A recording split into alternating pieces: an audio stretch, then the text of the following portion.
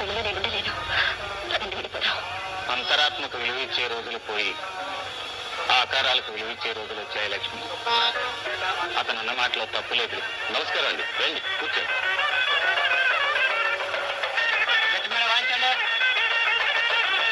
అబ్బాయి గాలి కట్టదు.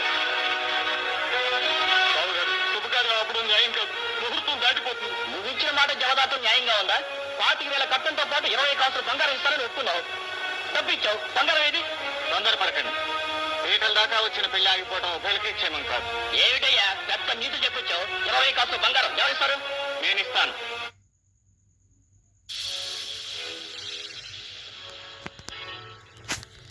Hey everyone, I'm Sam.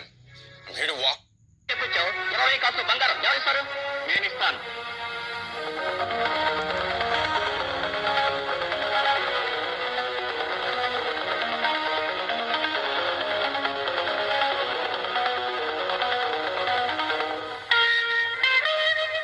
Lakshmi, ఈ పసుపు కొమ్ము మెళ్ళో కట్టుకుని ఆ మంగళసూత్రం తీసేలా ఇవ్వు.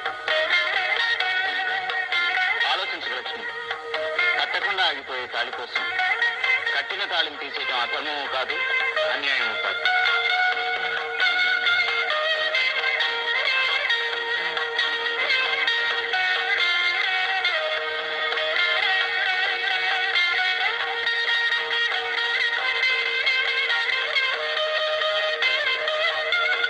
ఇదిగో, ఇది 25 కాసుల మాంగళ్యం.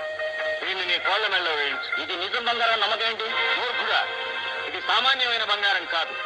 రంగాపురం జమీందారుల వంశపారంపర్య స్త్రీధనానికి సంబంధించిన ఆస్తి. ఆ వంశంలో 10వ తరానికి చెందిన రాజా శరత్చంద్ర ప్రసాద్ ధర్మపత్ని మెడలోని బంగారం ఇది. తీసుకో. రంగాపురం జమీందారు శరత్చంద్ర ప్రసాద్ గారు, ప్రభు ఇంతకాలం మీ గురించి కనుగొ కన్నుడని విన్నాను, కానీ ఆఖరికి తన భార్య మెళ్ళ పుస్తకాన్ని కూడా దానం చేసేంత ధర్మాత్ములని ఇప్పుడు తెలిసింది బాబు. కొట్టు బాబు, ఆ సొమ్ము తాగడం కూడా మహాపాపం బాబు. దానం చేయడానికి చేయి దాచిన తర్వాత వెనక్కి తీసుకోడు ఈ శరత్చంద్ర ప్రసాద్.